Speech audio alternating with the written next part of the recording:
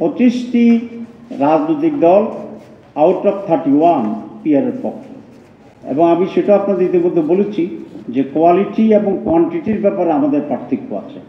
কিছু দল পূর্ণ দুই পক্ষে চায়, কিছু দল আপার পক্ষে চায়, কিন্তু পিয়ার চায়। আমি আবার রিপিট করলাম। এখন যে কথাটা বলেছেন, যারা পিয়ার চায় তাদের সকলের সাথে আমরা যোগাযোগ করছি, যদি সরকার স্বাভাবিকভাবে না করে, যাতে আমরা আন্দোলনে এই দাবিতে এক হতে পারি। তো আমরা সেভাবে কাজ করছি। কতগুলো দল, যুগপথ, এসব বিষয়টি এখনও আমরা নির্ধারণ করিনি। যারাই এখন ইতিমধ্যেই এই নিয়ে কর্মসূচিতে একমত হয়েছেন, আমরা তাদের মতো করি, প্রত্যেকে তার নিজ নিজ জায়গা থেকেই তারা কর্মসূচি করছে। এখনও এটাকে আমরা যুগপথ বলতে চাচ্ছি না, এটা সেরকম কোনো সিদ্ধান্ত সেরকম হয়নি। কিন্তু যেহেতু দাবি এক, প্রত্যেকে তার মতো করেই আন্দোলনে নামবে, বক্তব্য রাখবে, এটা প্রত্যেকের দল নিশ্চয় কি। আমি তো বলেছি যে যুগপথ আন্দোলনটিও এখন আমরা সেভাবে মেনশন করছি না। যেহেতু দাবি একরকম, প্রত্যেকটি দল তার মতো করেই মাঠে কর্মসূচি দেবে বা দিচ্ছে।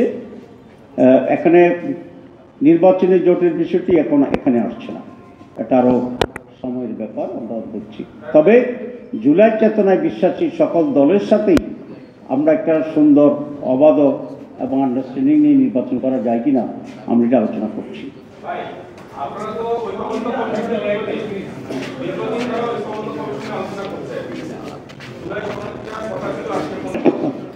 আসলে এই কমিশন এত শক্তিশালী, মরতে গিয়েও আবার পাইছে না।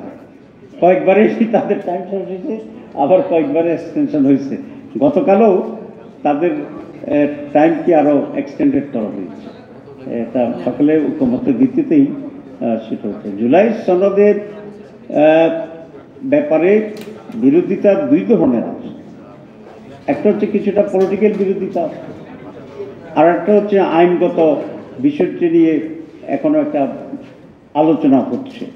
পলিটিক্যাল বিরোধিতার কারণেই আইনগত বিষয়টাও কিছুটা জটিলতা তৈরি হয়েছে। কারণ আপনারা জানেন, যে কোনো সিদ্ধান্ত যেটা স্পষ্টভাবে উল্লেখ থাকে না কনস্টিটিউশনে বা অন্যভাবে, সেটা যদি মেজর রাজনৈতিক দল একমত হয়ে যায়, তাহলে এটা বাস্তবায়ন করার নজির আমাদের দেশে আছে, এবং পরে এটা রেটিফাই করার সেই নজিরও আমাদের এখানে আছে। যেমন 91 সালে বিচারপতি শাহাবুদ্দিন যে কেয়ারটেকার সরকার প্রধান হয়েছিল, এটা কিন্তু সংবিধানে ছিল না।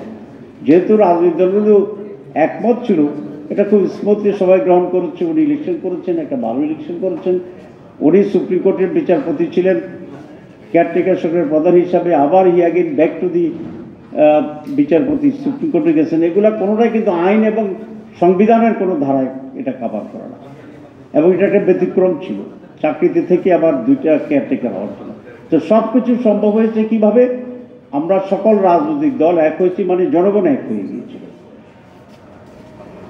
People's opinion is the supreme law, আপনি তো জানেন। তো এখনো রাজনৈতিক ঐকমত্য থাকলে সব কিছুই এখানে বিধি পাওয়া যায়, আইন পাওয়া যায়, সংবিধান সংশোধন পাওয়া যায়, সব কিছু হয়। আনফর্চুনেটলি আমরা সব রাজনৈতিক দলগুলো এখনো এই বিষয়ে একমত হতে পারি নাই, বিধায় কিছুটা ডিলে হচ্ছে, জটিলতা তৈরি হচ্ছে। কিন্তু আমরা 5টি প্রস্তাব দেওয়া হয়েছে, যে এক্সপার্ট কমিটির সাথে আমাদের যে এনসিসি ন্যাশনাল কনসেনসাস কমিটি বসেছিলেন, বারবার বসেছিলেন, এবং রাজনৈতিক দলগুলোর কাছ থেকেও কিছু প্রস্তাব গিয়েছে। সব মিলিয়ে 5টি। এর ভিতরে প্রোক্লেমেশন আছে, গণভোট আছে, তারপরে কনস্টিটিউশনাল অর্ডার আছে, এরপরে গণভোট আছে, এরপরে আপনার এই অধ্যাদেশ, প্রোক্লেমেশন বলছি, এটা অধ্যাদেশ আছে। তারপরে কনস্টিটিউশন করার জন্য যে ভোট আছে সেটা আছে, যেটাকে বাংলায় গণভোট।